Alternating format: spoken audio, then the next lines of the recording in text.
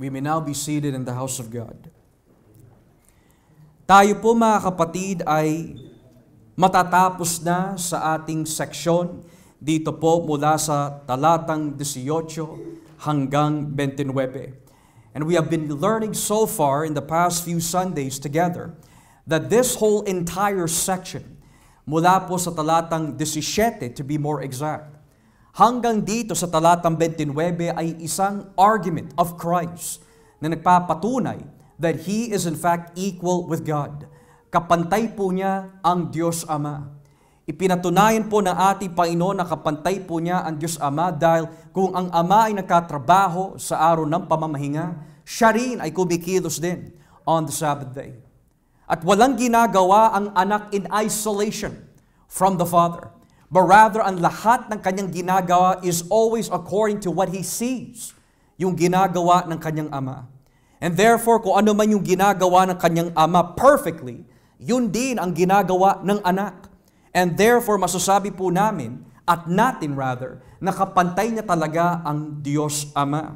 Pero bukod pa ho dito, pinatunayan din ng ating Panginoon that kapantay po niya ang Ama dahil nakapagbibigay po siya ng buhay sa mga patay. Kung ibinabangon ng Ama ang mga patay, ganoon din ang anak. At hindi humahatol ang Ama dahil ibinigay po niya ang lahat ng otoridad at kapangyarihan ng paghatol kay Kristo dahil siya ang anak ng tao. Subalit yung makikita po natin mamaya kung lolobin po ng Diyos, finishes off this section of demonstrating kung bakit kapantay ni Kristo ang Diyos Ama. Dahil kang kanyang kapangyarihan ay humatol, ay makikita po on who He will determine ang mapapasok at pupunta sa tinatawag the resurrection of life and the resurrection of damnation. Alam niyo po sa pag-aaral na kung tawaging eschatology, which is yung pag-aaral tungkol sa mga huling bagay, there's a lot of topics na pwedeng mapag-usapan. Kagaya po ng kailan po ba babalik ang Panginoon? Bahagi po yan sa pag-aaral po of eschatology.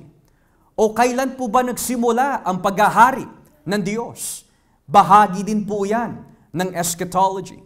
And then may tinatawag yung general eschatology, which means saan po ba pupunta ang bawat tao at the end of human history? And there is something called yung general eschatology. Nang ibig sabihin, or individual eschatology, nang ibig sabihin, saan po ba tayo pupunta as a church? At saan po ba pupunta yung mga hindi mananampalataya after this age?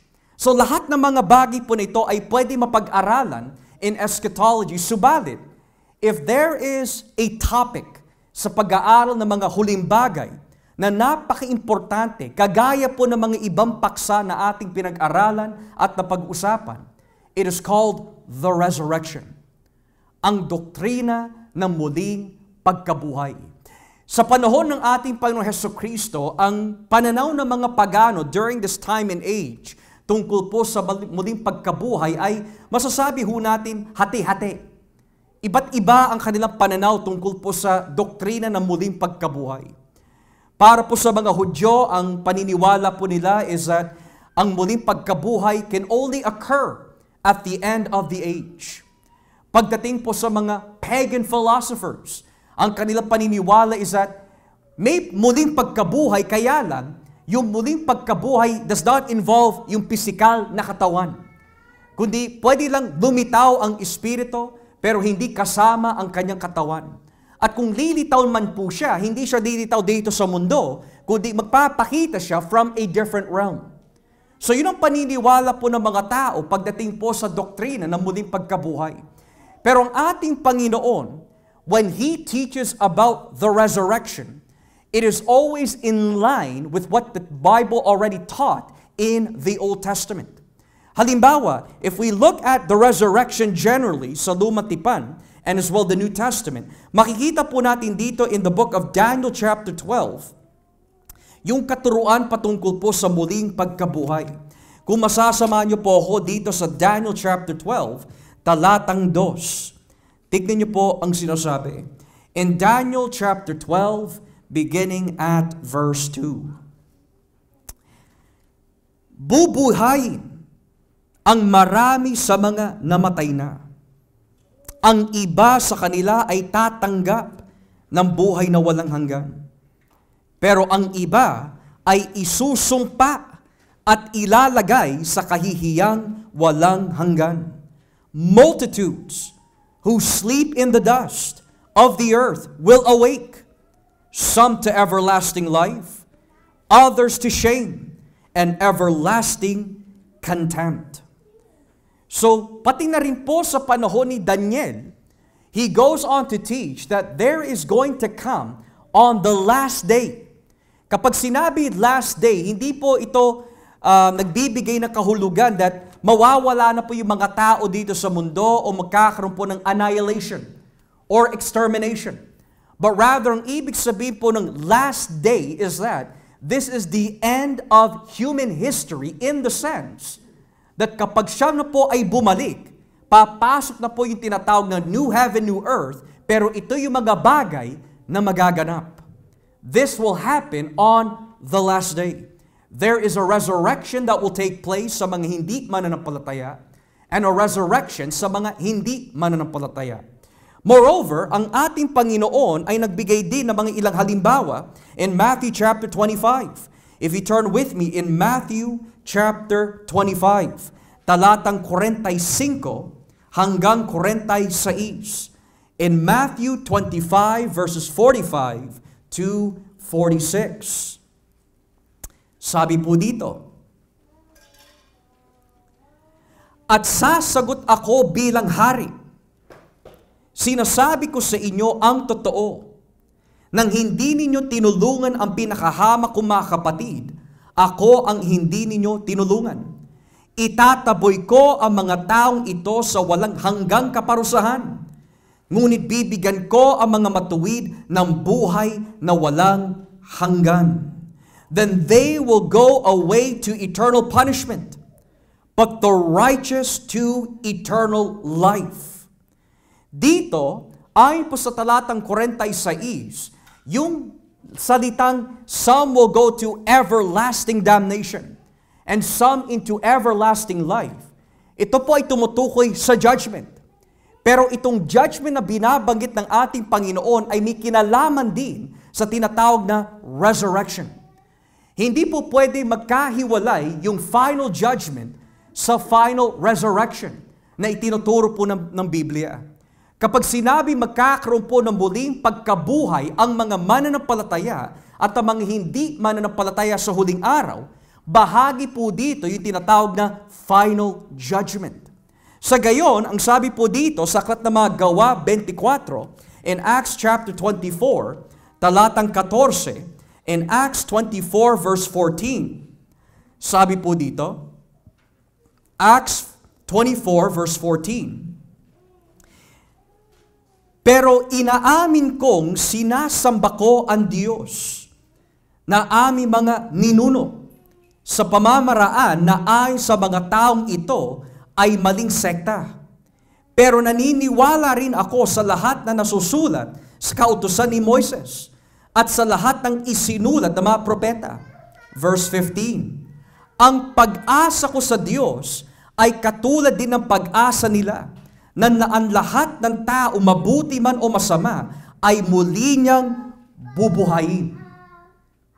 In English of verse 15, "And I have the same hope in God, as these men themselves have, that there will be a resurrection of both the righteous and the wicked."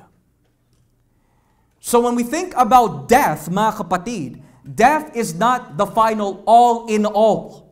It is not the final ending, so to speak.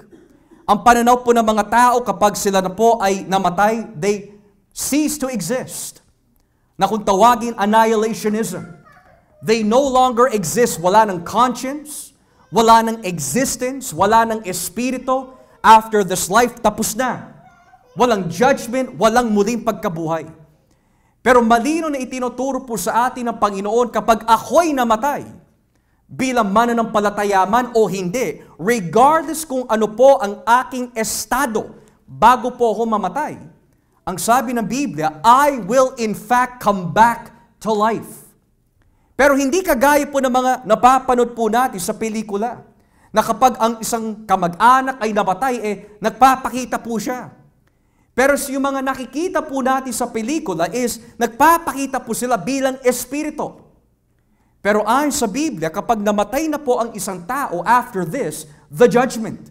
Hindi na pwede magpakita pa ang isang namatay para lang gulatin ka, takutin ka. Yan ay pandaraya na ginagawa ng kaaway. But there is, in fact, a coming back from the dead on the final day. Pero hindi para dumakad dito sa mundo, hindi para maglakbay diwa, hindi para mangamusta o manggulat ng tao, kundi the reason why kailangan magkaroon ng muling pagkabuhay is because at the final resurrection, this will determine where their final destiny will become. Their destiny and their destination. So when our Lord Jesus Christ says, huwag tayo magtaka sa mga bagay na ito, ano yung ibig niya po sabihin? Do not marvel at these things. Well, most likely, yung mga nabanggit po niya na do not marvel at these things ay tumutukoy po sa mga pahayag po niya kanina when He says, there is a time and hour na maririnig ng mga tao ang kanyang tinig at sila'y mabubuhay at this moment. Pero hindi lang po yun. Ibinigay sa kanya ng Diyos ang kapangyarihang humatol. And therefore, nabanggit ng ating Panginoon, huwag tayo magtaka that I have the power to raise the dead. Huwag tayo magtaka that I have the power to judge. Because the reason why kailangan ko humatol is due to the fact that every single person, whether Christian or not, will be raised from the dead. At meron po silang paglalagyan after this age. So ngayon, kung babalikan po natin mga kapatid on John chapter 5, there are two forms of resurrection that is going to take place. In John chapter 5, verse 28 and 29. Sabi po ng ating Panginoon, huwag kayong magtaka tungkol dito. Dahil darating ang panahon na maririnig ng lahat ng patay ang aking salita. Referring to that in the future, that is to come. Verse 29, at babangon sila mula sa kanilang libingan. Ang mga gumawa na mabuti ay bibigyan ng buhay na walang hanggan. At ang mga gumawa na masama ay parurusahan. There is two resurrections that will take place. There's a resurrection that is going to happen where yung mga mananampalataya ay papasok sa tinatawag resurrection to life. And then there's another resurrection that will take place, which is the resurrection to condemnation. So ulitin ko ho, it doesn't matter if you are a Christian. It doesn't matter if you believe in God. It doesn't matter if you do not believe in God. Ang lahat ay bubuhayin balang araw. May mga kriminal na inaakala po nila na dahil po nababayaran po nila ang justice system, matatakasan po nila ang final judgment at the end of the age. May mga ibang tao na akala po nila matatago nila ang kanilang mga kasalanan hanggang sa hukay. Pero sabi ng Biblia, there is a coming resurrection. And when you are raised from death to life, in this context of the resurrection, may pupuntahan ang bawat isa. Yung tinatawag na resurrection to life, resurrection to damnation. So ngayon, kung tatanungin po natin, ano pong ibig sabihin at ano po ba ang layunin ng Diyos kung bakit may mga iba kapag sila'y muling nabuhay, papasok po sila doon sa tinatawag na resurrection to life. Ano po ang purpose po nun? Bakit kailangan magkaroon ng muling pagkabuhay? Well, unang-una, meron po ito kinalaman kay Adan. Ibinigay po yung kasunduan kay Adan na kung siya po ay susunod kay Yahweh at hindi po niya kakainin ang punong kahoy na nagbibigay ng kaalaman sa kabutihan at kasamaan, siya, ang kanyang asawa at ang kanyang lahi na lalabas sa kanyang binhi, sabi ng Biblia, ay magkakaroon po ng everlasting life in the presence of God. Pero dahil po nilabag ni Adan ang kasunduan po na yon, according to Genesis chapter 2, sabi po ni Yahweh, kapag kinain mo yung punong kahoy na yan, this very day, mamamatay ka. You will die. Kaya mapapasin po natin, ayon po sa theology po ni Apostol Pablo sa Roma 5, dahil sa pagkakasala ng isa, ang lahat ay namatay.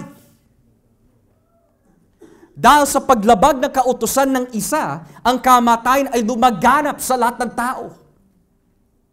At walang pinipili na oras, walang pinipili na edad ang kamatayan.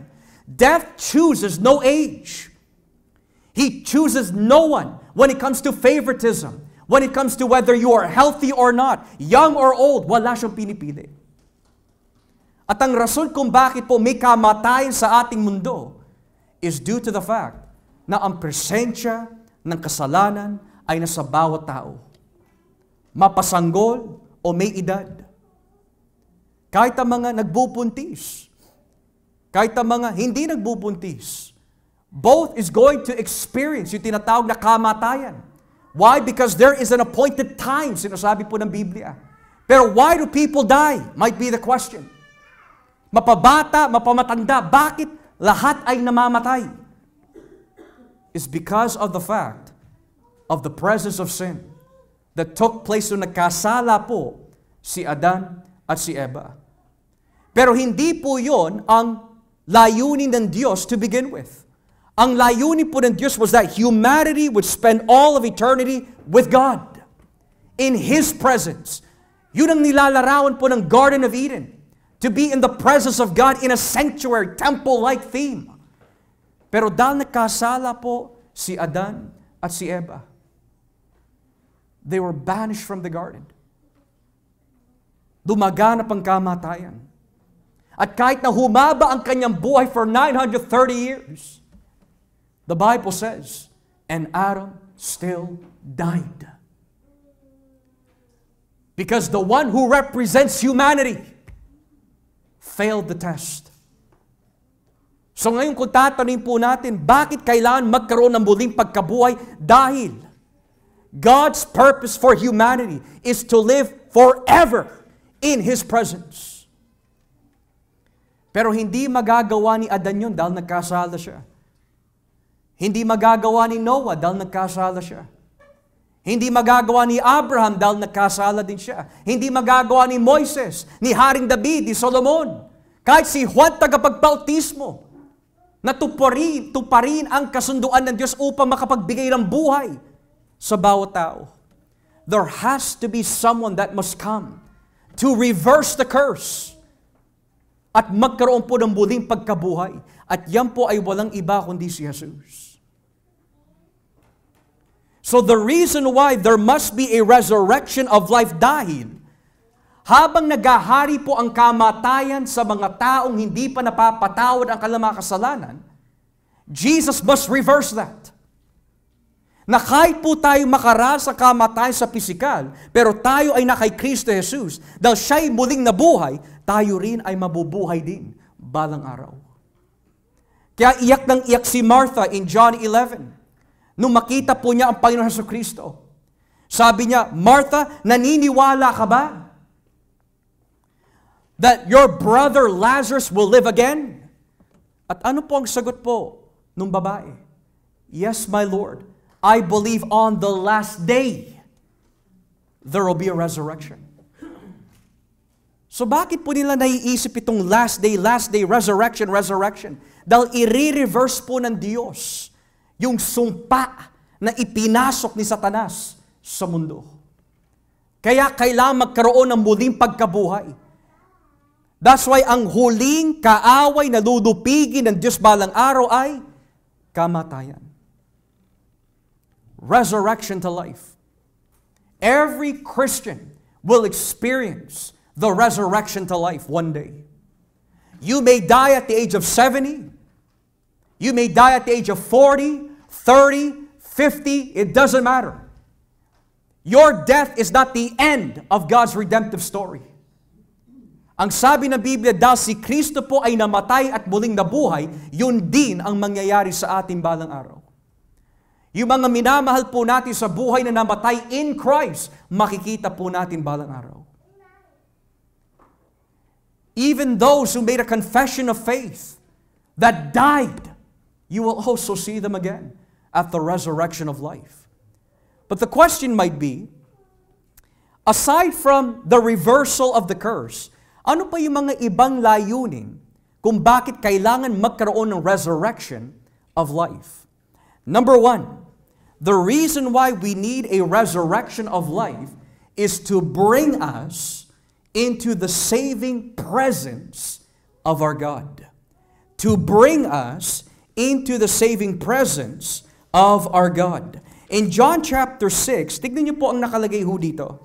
John chapter 6 verse 39 and 40. Sa Juan kapitulo 6, talatang 39 hanggang 40. John 6 verse 39 to 40. Sabi po ng Biblia, at ito ang kalooban na nagsugo sa akin, na huwag kong pabayaang mawala ang kahit isa sa mga ibinigay niya sa akin. Sa halip ay bubuhayin ko silang muli sa huling araw, sapagkat kalooban ng aking Ama na ang lahat ng kumikilala at sumasampalatay sa anak ay magkaroon ng buhay na walang hanggan at bubuhayin ko silang muli sa huling araw. In English, for my Father's will is that everyone who looks to the Son and believes in Him shall have eternal life, and I will raise them up at the last day. Now, bakit po kailangan magkaroon ng resurrection? Dahil ang lahat ng ibinigay na tao ng Ama sa anak, these are the very same people that Jesus would die for. But they are also the very same people na nais ng Ama na makasama po niya sa kanyang kaharian on that last day. Nang ibig sabihin, bakit gagawa ang Diyos ng bagong langit at bagong lupa? You think He's going to create a new heaven, new earth para lang siya lang ang papasok doon and only He alone will dwell there? No. He wants to restore yung nawala in the Garden of Eden. God made a garden, Adam and Eve, you will dwell here. And your children will dwell here kung ikaw ay susunod. Pero hindi nangyari yun. They were isolated from the garden, isolated from the presence of God in that realm, in that sphere. Pero kaya siya gagawa ng bagong langit at bagong lupa is to put a people who have been raised to life in that new heaven and new earth. So, there's a reason why kung bakit sinasabi na ating Panginoon, huwag tayong mag-iipon ng anumang kayamanan dito sa lupa. Nang ibig sabihin, do not invest your life here on the earth.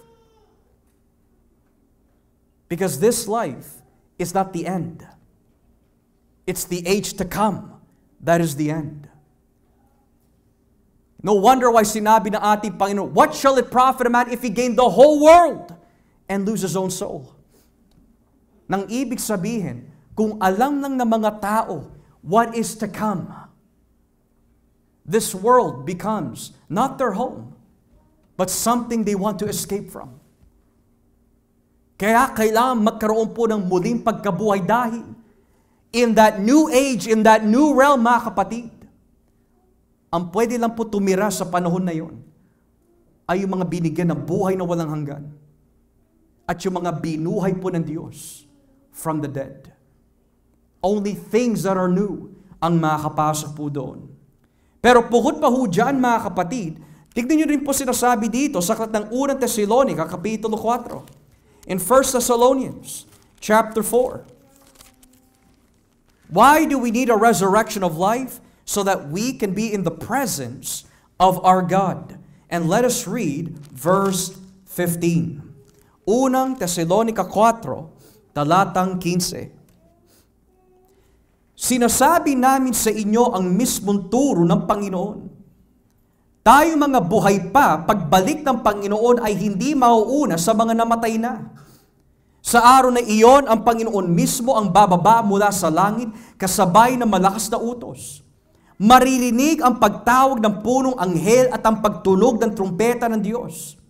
Ang mga namatay na sumampalatay kay Kristo ang unang bubuhayin.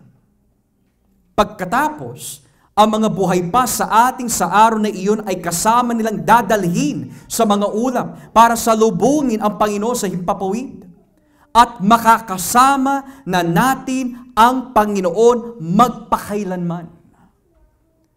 Now, kitang-kita po natin ang layunin kung bakit kailangan magkaroon ng buhay na walang hanggan at ang muling pagkabuhay para makasama natin si Kristo magpakailanman. That is why we need resurrection life.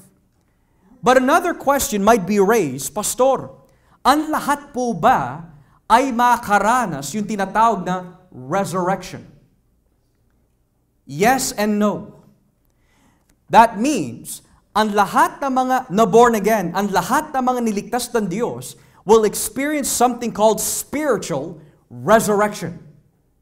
Imposible na pumasok ka sa langit na hindi ka nakakaranas ng spiritual resurrection, na kung tawaging regeneration or na born again, nabuksan ang puso mo. Pero, hindi lahat ay makaranas yung tinatawag na muling pagkabuhay in the sense of makaranas ng kamatayan at bubuhayin po muli. Dahil, when Jesus Christ comes back, ayon po sa tekstong binasa po natin, may mga kukunin po sa ulap na buhay. Pero what about yung mga namatay na? Yun ang dahilan kung bakit na isulat ni Pablo ho ito. Dahil may mga Kristiyano in Thessalonica na nagkakaroon po ng kalungkutan. Nako, yung mga namatay na Kristiyano, they might miss the return of Jesus. Baka maiwan sila sa libingan, maiwan sila in the ground. When Jesus comes back, what about yung mga namatay? Kukunin po ba ng Panginoon yan o yung mga buhay lang? So sabi po ni Pablo, mga kapatid, huwag kayong malungkot. Matter of fact, yung mga namatay nung una pa, sila yung unang bubuhayin. At kapag sila ay binuhay po ng Panginoon, sabi ng Biblia, yung mga buhay ang unang, yung mga patay ang unang bubuhayin, pero after this, yung mga buhay naman ay iaakyat sa langit. So sabay ho sila aakyat sa presensya po ng Panginoon. Kaya this is an encouragement sa iglesia in Thessalonica. So yung pananaw po nila that yung mga namatay na Kristiyano ay maiiwan at the return of Christ, hindi pala totoo yun. But rather, yung mga nauna na that have died na Kristiyano ay bubuhay ng Panginoon. Can you imagine? The first man who trusted in Christ na namatay will be raised at makasama at the rapture of the church. Moses will be there. David will be there. Lalo na yung mga naghahanap sa katawan ni Moises. He's going to be raised from the dead. At makikita po siya kasama ho natin. Solomon will be there. Ruth will be there. All the patriarchs, all the saints of God, lahat ng binabanggit sa aklat ng Hebreo Kapitulo 11, bubuhayin po ng Diyos yan balang araw. Kaya when we think about death, minsan nalulungkot tayo, and we should be.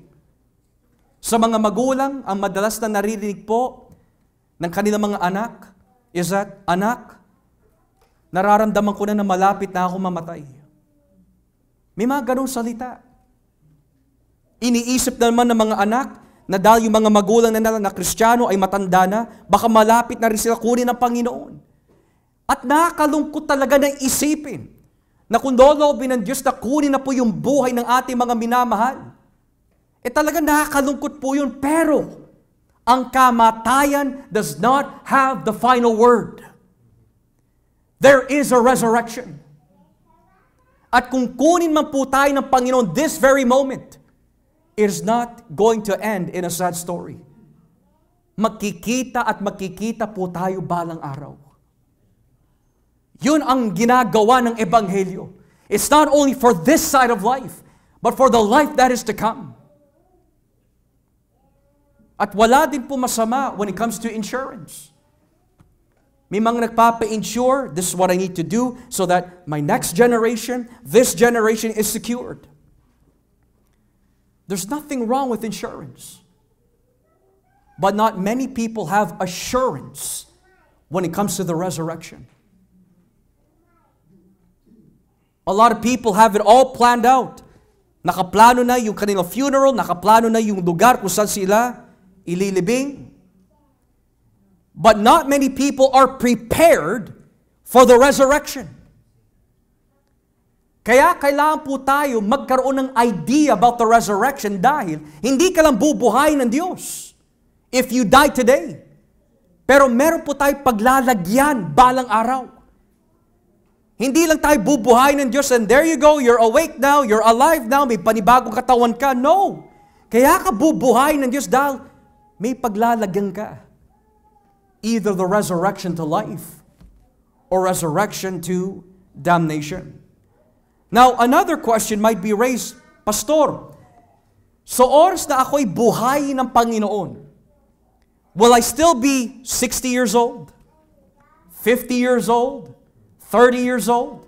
Ito yung sinasabi ng Biblia. Basahin po natin ang unang Korinto Kapitulo 15. Unang Korinto Kapitulo 15, starting at verse 42. 1 Corinthians chapter 15, verses 42 and following. Tignan niyo po ang nakalagay. 1 Corinthians 15, verses 42 and following. Ganyan din sa muling pagkabuhay ng mga patay. Ang katawang inililibing ay mabubulok. Ngunit kapag ito'y muling binuhay, hindi na ito mabubulok kailanman. Ang katawang inilibing ay pangit at mahina. Ngunit kapag ito'y muling binuhay, ito'y maganda na at malakas. Ang katawang inilibing ay panlupa. Ngunit kapag ito'y muling binuhay, ito'y panlangit na. Sapagkat kung mayroong katawang panlupa, ay mayroon din namang katawang panlangit. Sinasabi sa kasulatan, ang unang tao na si Adan ay binigyan ng buhay. Ngunit ang huling Adan na si Kristo ay Espiritu nagbibigay buhay. Hindi ang panlangit na katawan ang nauna, kundi ang panlupa. At pagkatapos noon ay ang panlangit naman. Ang unang tao na si Adan ay mula sa lupa. Ngunit ang pangalawang tao na si Kristo ay mula sa langit. Ang katawang panlupa ay katulad ng katawan ng tao na gawa sa lupa. At ang katawang panlangit ay katulad ng katawan na nagmula sa langit.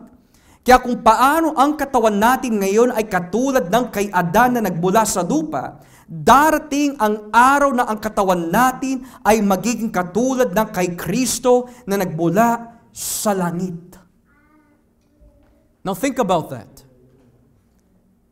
When I get resurrected from the dead, will I be Joshua, the 40-year-old?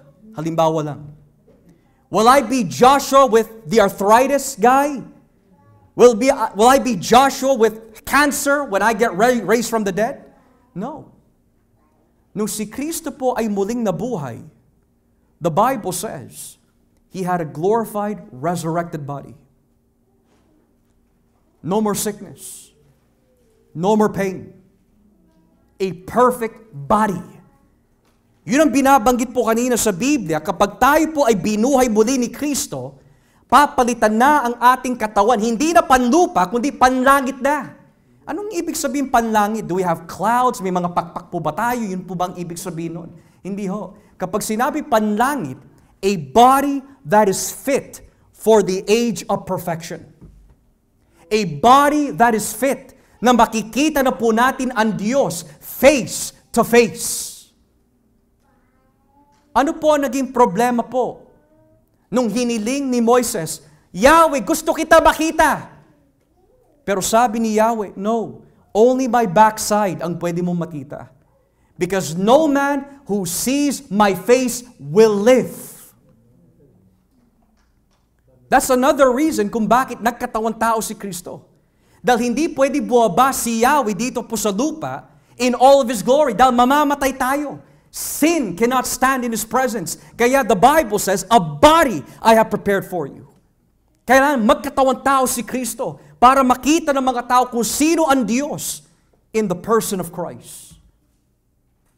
Pero nung pinakita niya kay Juan, kay Santiago, kay Pedro, ang kanyang kalulhatian at Transfiguration Mount, pinakita po niya. And He showed His glory. Nagniningning po siya. Because He was contained in that body. But at the resurrection, makikita po natin ang Ama. Makikita natin ang Anak. Makikita natin ang banal na Espiritu. Face to face. Can you imagine that, mga kapatid? You will see God face to face. Yan ang hinahangad ng bawat Kristiyano. Na makasama, makita na ho natin ang Diyos. Pero ang hangarin ng mga tao sa mundo ay iba. Ang iba para lang yumaman. Ang iba to have a good career. And that's it. For others to enjoy life. And that's it. But the Bible says the main goal of a Christian ay makasama na po talaga ang Diyos. That's why the Apostle Paul says in the book of Philippians, for me to die is Christ. For me to live is Christ. And to die, is to gain.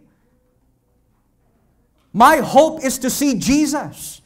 Yun ang pag-asa ho ni Pablo. But what is our goal, mga kapatid? What is your goal in life? Mapasama in the resurrection of life? Or just to live here on the earth and enjoy the stuff here on the earth? Ang sabi po ng Biblia, may katawang panlupa, may katawang panlangit. Ang sino man kay Kristo ay bibigyan ng katawang panlangit. Now, karagdagan po, ano po ba ang itsura ng isang katawang panlangit? Ibaba po natin ang basa dito, mga kapatid, sa talatang 53, verse 53. How does that heavily glorified, resurrected body look like? Verse 53.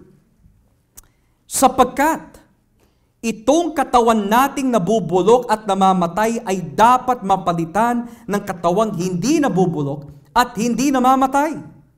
At kapag ang katawang ito na nabubulok at namamatay ay napalitan na ng katawang hindi nabubulok at hindi namamatay, matutupad na ang sinasabi sa kasulatan na nalupig na ang kamatayan, ganap na ang tagumpay. Nasaan o kamatayan ang iyong tagumpay? Nasaan na ang iyong kapangyarihan? May kapangyarihan lamang ang kamatayan sa atin dahil sa kasalanan. You see that? Kaya kailangan magkaroon ng muling pagkabuhay upang maipresenta na po ng Diyos na talagang nilupig na po ang kasalanan, pati na rin ang kamatayan. Kaya after resurrection, wala nang mamamatay. Oh, what a beautiful thought, mga kapatid. Wala nang mamamatay. Wala nang kalungkutan. There will be no more aging. There will be no more sickness or disease. Wala na. At the resurrection of life. Now, nabanggit po kanina na yung mga makaranas at makakapasok dito sa resurrection of life ay yung mga taong gumawa ng mabuti. The Bible says, and they who have done good to the resurrection of life.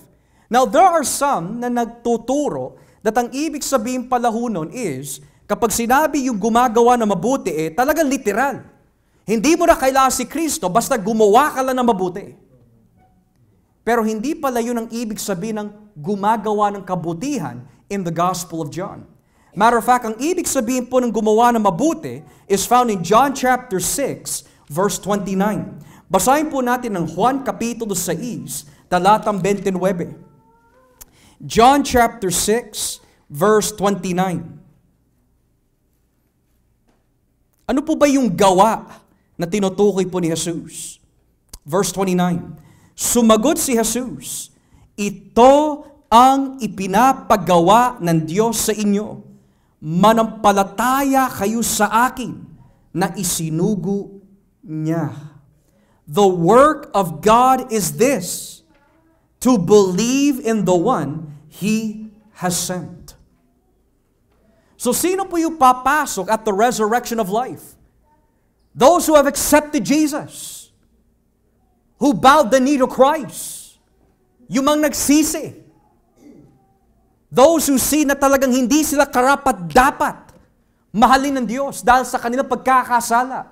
In other words, the ones who do good that will enter into the resurrection of life are those who understand that they are so sinful, undeserving of mercy, of love in heaven, and that they have sinned against the Holy God. At tinatanggap po nila that Jesus Christ is Lord and Savior of their lives. Yun ang ibig sabihin na gumagawa na mabuti. Tinatanggap po si Kristo. Pero karagdagan din po dito, yan din ang tinanong po ng isang mayaman. O Guro, what good thing can I do? At binaksakan ni Kristo yung lalaking yon with one solid answer. There is none good but only God alone. So how does that fit here? Dahil ang standard ng kabutihan ay si Kristo. And unless you accept Him, all your deeds are not good. Do you understand, mga kapatid? He is the standard of good. So it doesn't matter na gumawa ka ng civil good, social good, unless you accept God's good, which is Christ, you will not enter into the resurrection of life. Dahil siya lang ang pamantayan ng Diyos. He is the standard of what good is. So you're trying to tell me, Brother Josh, that even if I help the poor, I was obedient to my parents, I'm a good citizen, law-abiding citizen, I'm a faithful worker at my workplace, hindi ako papasok sa langit? Amen. You got it. You know why? Because Jesus did the work that you and I could not do. If you were enough, kung sapat na ang kabutihan mo, there's no need for a crucifixion. There's no need for Genesis 3:15. There's no need for a New Testament. There's no need for the Bible. But because hindi natin kaya, Jesus came, lived the life that you and I could not live. That if you place your trust in Him, if you were to die today, bubuhayin ka balang araw, and you will spend all of eternity with Christ, your Lord, in a new body that will no longer be touched by death. So kung yun ang ibig sabihin ng gumawa na mabuti, edi anong ibig sabihin po ng yung mga gumawa na masama, papasok po sila sa resurrection of judgment or condemnation. Ano pong itsura ng gumagawa na masama na tinutukoy po ni Kristo? Let's go back to John chapter 3 at basahin po natin dito in verse 19. John chapter 3, verse 19. What does it look like to do evil? Sabi po dito in verse 19 of John 3, hinatulan sila dahil dumating ang anak ng Diyos bilang ilaw dito sa mundo. Ngunit mas ginusto nilang manatili sa dilim kesa sa lumapit sa Kanya na nagbibigay liwanag dahil masama ang mga ginagawa nila. In other words, people love darkness instead of light because their deeds were evil. Verse 20, ang taong gumagawa na masama ay ayaw sa liwanag at hindi dumalapit sa liwanag dahil ayaw niyang malantad ang kanyang mga gawa. Everyone who does evil hates the light and will not come into the light for fear that their deeds will be exposed. So, yung sinasabi pala ng ating Panginoon in John 5, those who have done evil will go into the resurrection of damnation. Ipinaliwanag na pala ho niya kung anong ibig sabihin to do evil. And that is, it didn't use the word not like the light, set aside the light, but hates the light. Well, in John, sino po ba yung liwanag? Si Jesus. So yung gumawa pala ng kasamaan ay hindi lang yung pumapatay, nagnanakaw, gumagawa ng sexual immoralidad, nagsisinungaling, or nag-harbor ng kayabangan and pride in the heart. But the worst evil, if we can say that loosely, is to hate Jesus. Now, sa mga nakikinig, they could be shocked. Huh? Surely I don't hate Jesus. Well, let's test it. Kapag sinabi lumalapit ka sa liwanag, it means tuwing may sinasabi ang Panginoon sa atin na dapat po nating gawin, do you love it or do you hate it? Lord, do I have to give that up? Lord, do I have to surrender this? Lord, do I have to avoid that?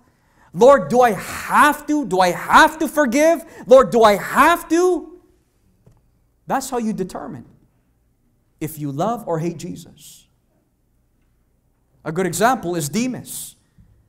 Sabi po ni Pablo in his last letter, si Lucas ay nananatili kasama ko. Yung mga iba kasama ko rin. Kahit si Marcos, mapapakinabangan ko siya, but si Demas, iniwan niya ako. Dahil minahal niya ang mundong ito. Another example ay yung asawa ni Lot. Sinabi ng mga anghel, huwag kayo titingin sa apoy kapag sinunog na ng Diyos ang Sodom at Gomorrah. Pero dahil hindi niya mabitawan ang kamunduhan, she was turned into a pillar of salt. Now, Samson, to one degree, experienced this. Ang gusto kasi ni Samson yung mga babae na pagano. Pero sabi ng kanyang mga magulang, anak, wala ka ba mapipili na babae within your own tribe? Doon ka na lang. Ayaw ni Samson makinig Hindi niya mabitawan yung kanyang lust for other women. And at the end of the story, na in love po siya kay Delilah, and this Delilah ended up getting Samson's eyes plucked out. That teaches us that kapag pinapakita po sa atin ng Diyos ang liwanag through Christ, pero ayaw ho natin dumapit, hindi dahil tinatamad ka, hindi dahil you don't like His ways only. No. The verb na ginamit po dito is strong. You hate the light. So kapag kinausap mo ang isang hindi mananampalataya, do you want to receive Jesus? I'm not ready. What they really mean is, I hate the light. Or kapag may niyayaya po tayo, hey, you want to come to church? You want to hear God's word? Oh, maybe some other time. I'm busy. I got other things to do. I'm not interested. Maybe next year. What they're really saying to God from their hearts, I hate Jesus. That's the truth. Kaya nga, don't trust your heart. Kapag sinabi mo, I don't hate Jesus, really. You want to surrender your life right now to Jesus? I'm not ready. Then you hate Jesus Christ. Because the Bible says, those who have done evil are those who reject the light. What does it mean that you're rejecting the light? It means, ito na yung kaligtasan, this is the only way for you to be saved, and yet your answer, I'm not ready. You hate the light. You hate your own soul. You don't care about yourself. Yung kasinungalingan ng kaaway is this, enjoy yourself. Love yourself. Yun ang makikita natin palagi sa social media. Love yourself. Now, in the Bible, I want to be careful. May tinuturo po talaga sa Biblia to love yourself. Pero, not in the twisted way na ipipresenta ng mundo. The world's way of saying love yourself, uminom ka, maglasing ka, mambabae ka, mag-enjoy ka, without God. Pero yung binabanggit ng Biblia, love yourself is always in the context of loving God and love your neighbor as you love yourself. So yung pagmamahal sa sarili ay hindi tumutukoy sa apart from God, kundi iniingatan mo ang kaluluwa mo dahil mahal mo ang Diyos at ayaw mo malungkot ang Diyos sa buhay mo. O magdulot ka ng kapigatian. Yun ang sinasabi sa Kawikaan, ang taong nagmamahal sa kanyang kaluluwa, susunod siya sa mga tuntunin ng Diyos. But the man who hates his soul rejects instruction. And what is the instruction of the gospel? Sinners, repent, come to Christ, accept Christ, offer your life to Christ. But if you say you're not ready, you don't understand the gospel. You don't understand the magnitude of what God is offering. This is more than $100,000 salary annually. This is more than a house and lot. This is more than just having a wife, having a husband, having children, having a family. No, it's bigger than that. Eternal life is to be reconciled to your Creator. Dahil mahal ka niya eh. And yet, ang mga tao sa mundo, sabi ng Biblia, ayaw po nila dumapit sa liwanag. Bakit po? Mababaw yung dahilan eh.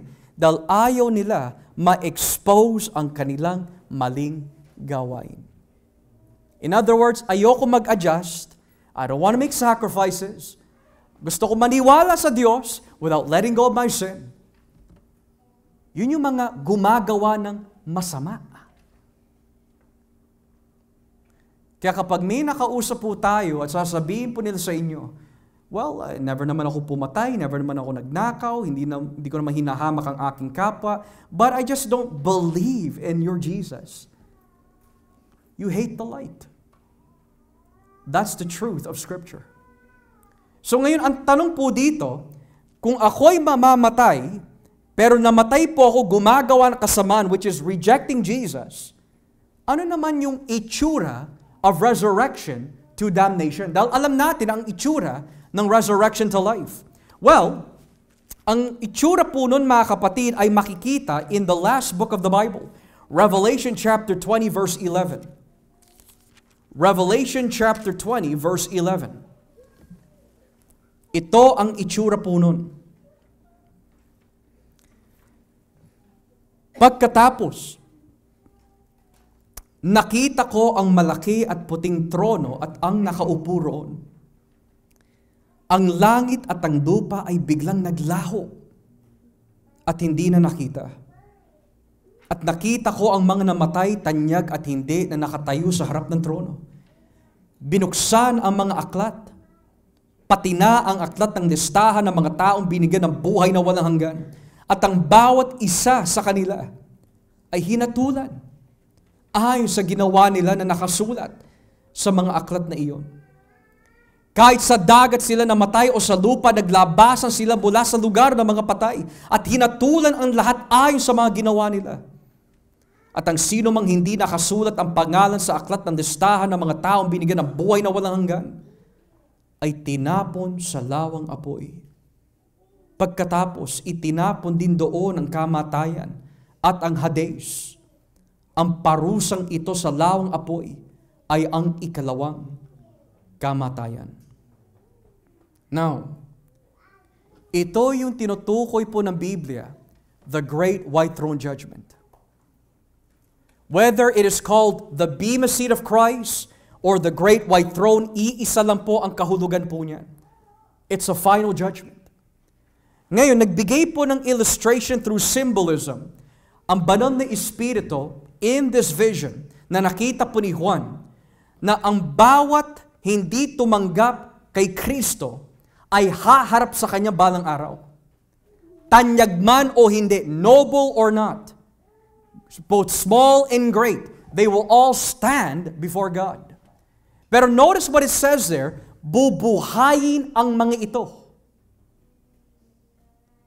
So may mga napapanood po tayo minsan ng mga documentary. There are some criminals na milyonaryo, binabayaran po nila yung mga judge para lang ma-cover yung kanilang mga crimes. On this day, walang pera that you'll be able to bribe God with. Ang ginagawa ng iba, binabayaran po nila ng malaki yung abogado nila. But here, there is no lawyer that can save you except Christ. He is your only representative. And the Bible says, bubuksan ng Diyos ang bawat aklat. Yung aklat na binabanggit po dito is another way of saying, God will expose every single thing you did, said, or thought of na masama here on the earth. Lahat ng mga iniisip mo laban sa kamag-anak mo na hindi mo pinagsisihan, it's in the book. Lahat ng mga sinabi mo, harap man o patalikod sa iyong kapwa, it's in the book. Lahat ng ginagawa po natin in open or closed doors, it's in the book. Lahat. Kristiyano man o hindi, lahat yan ilalabas ng Diyos. And the Bible says, kapag naglabasa na ang lahat ng ating mga nagawa, both in thought, word, or deed, hindi pa yun natatapos. There is a final book na kung tawagin the book of life. Now, in my understanding, I do not believe that this is literal. I believe this is another way of saying during those days that kapag ang iyong pangalan ay nasa listahan na ito, it's another way of saying you're in Christ. So habang binabasa po ng Diyos ang aklat na ito na kung tawagin ang aklat ng buhay, kapag ang ating pangalan ay wala roon, you'll be thrown into the lake of fire. Now, can you imagine that? All right. June Montenegro, enter in. Edward Uminga, enter in.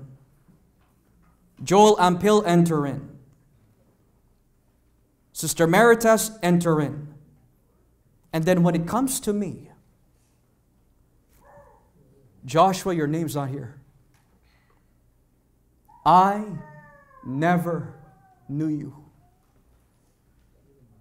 And I will say, Lord, di mo ba ako natatandaan? I was a part of the church. I was active in the church. I did many things in the church. Humayo ako, nagturo ako. Let me in. Surely my name's there.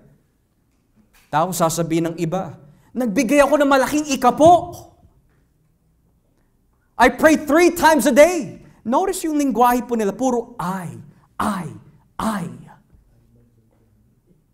Tatandaan po natin mga kapatid, ang ating mga pangalan ay hindi po nakalista sa aklat ng buhay dahil sa I, but because of Him.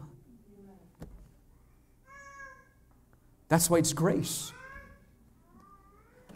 I can have an infinity of sins, but my name is listed in the book because He washed it all away.